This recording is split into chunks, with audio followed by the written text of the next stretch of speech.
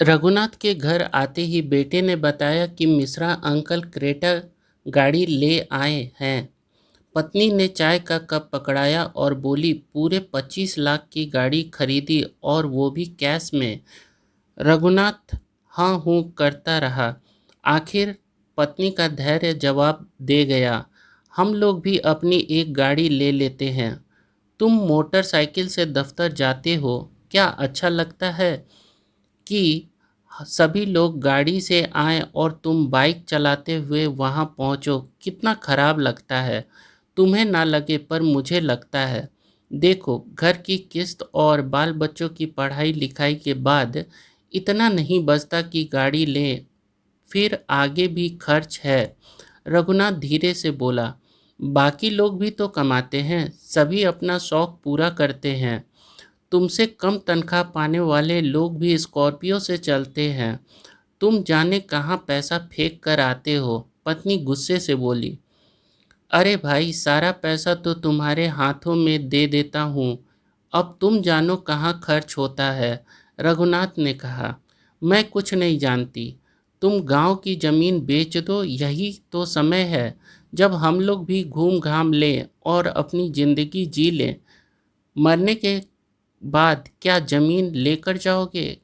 क्या करोगे उसका? मैं कह रही, कल गांव जाकर सौदा तय करके आओ बस। पत्नी ने अपना फैसला सुना दिया। अच्छा ठीक है, पर तुम भी साथ चलोगी? रघुनाथ बोला। पत्नी खुशी खुशी मान गई और शाम को सारे मोहल्ले में खबर फैल गई कि सरला जल्दी गाड़ी लेने वाली है। सुबह रघुनाथ और सरला गांव पहुंचे। गांव में भाई का परिवार था। चाचा को आते देख बच्चे दौड़ पड़े। बच्चों ने उन्हें खेत पर ही रुकने को बोला। चाचा, माँ आ रही है। तब तक रघुनाथ की भाभी लोटे में पानी लेकर वहां आई और दोनों के जूते उतरवाने के बाद बोली, बेटा अब घर चलो। बहुत दिन बाद वे लोग गांव आए थे। कच्चा घर एक तरफ से गिर गया था। एक छत में दो गाय बंधी थी। बच्चों ने आसपास फुलवारी बना रखी थी। थोड़ी सब्जी भी लगा रखी थी। सरला को उस जगह की सुगंध ने मोह लिया। भाभी ने अंदर बुलाया पर वह बोली, यहीं बैठेंगे। वहीं रखी खटिया पर बैठ गई। रघुनाथ के भाई कथा कहते थे। एक बालक भागकर उन्हें बुलाने गया।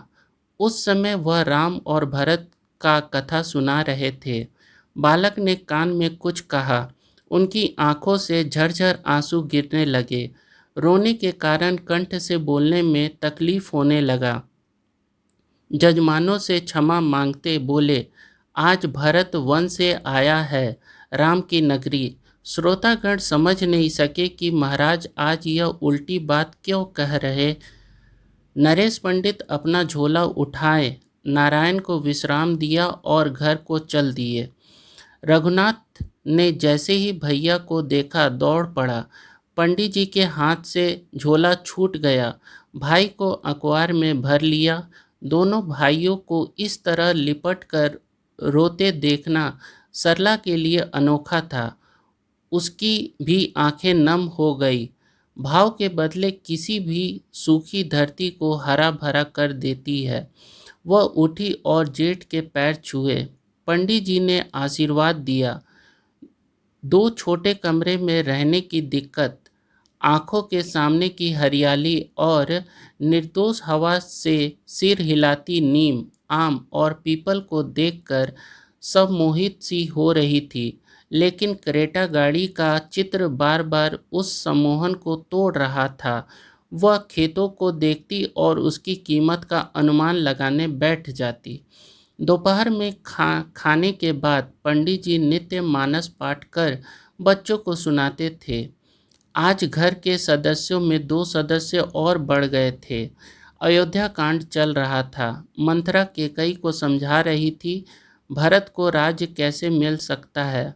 पाठ के दौरान सरला असहज होती जाती, जैसे किसी ने उसकी चोरी पकड़ ली हो।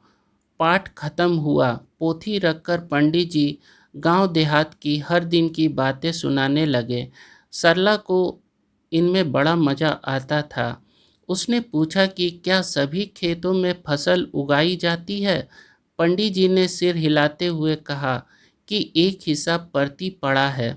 सरला को लगा बात बन गई। उसने कहा, क्यों ना उसे बेचकर हम कच्चे घर को पक्का घर कर ले। पंडित जी चकरा गए।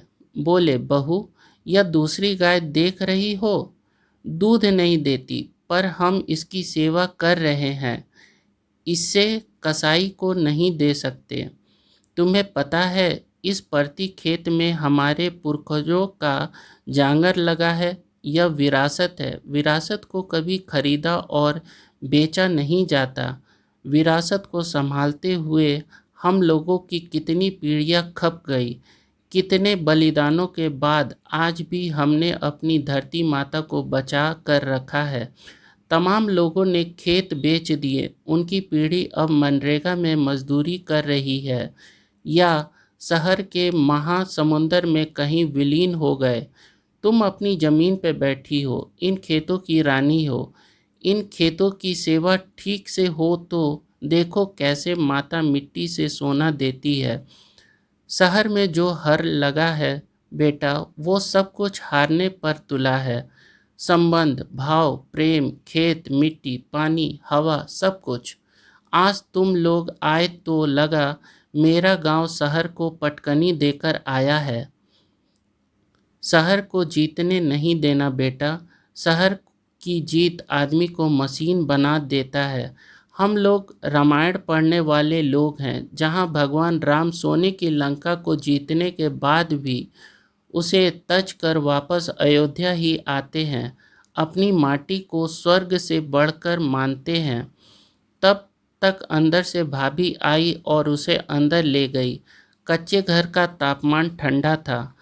उसकी मिट्टी की दीवारों से उठती खुशबू सरला को अच्छी लग रही थी। भाभी ने एक पोटली सरला के सामने रख दी और बोली, मुझे तुम्हारे बेटे ने बता दिया था, इसलिए ले लो और देखो, इससे कार आ जाए तो ठीक, नहीं तो हम इनसे कहेंगे कि खेत बेच दें। सरला मुस्कुराई। विरासत कभी बेचा नहीं जाता भाभी। मैं बड़ों की संगति से दूर रही ना, इसलिए मैं विरासत को कभी समझ नहीं पाई। अब इसी खेत से सोना उपजाएंगे और फिर गाड़ी खरीद कर आप दोनों को तीर्थ पे ले जाएंगे। कहते हुए सरला रो पड़ी। क्षमा करना भाभी। दोनों बहनें रोने लगी। बरसों बरस की कालिख धुल गई। अगले दिन रघुनाथ और सरला जाने को हुए तो उसने अपने पति से कहा, सुनो, मैंने कुछ पैसे गाड़ी के डाउन पेमेंट के लिए जमा किए हैं थे, उससे परती पड़े खेत पर अच्छी से खेती करवाइए। अगली बार उसी फसल से हम एक छोटी सी कार लेंगे और भैया भाभी को हरिद्वार ले चलेंगे। शहर हार गया। जाने कितने बरस बाद गांव अपनी विरासत को मिले इस मान पर गर्व हो उठा था। आशा करता हूं आपको यह वीडियो पसंद आई होगी। वीडियो पसंद आए तो वीडियो को प्लीज़ सब्सक्राइब, लाइक और शेयर ज़रूर करें, ताकि मुझे भी मोटिवेशन मिलता रहे।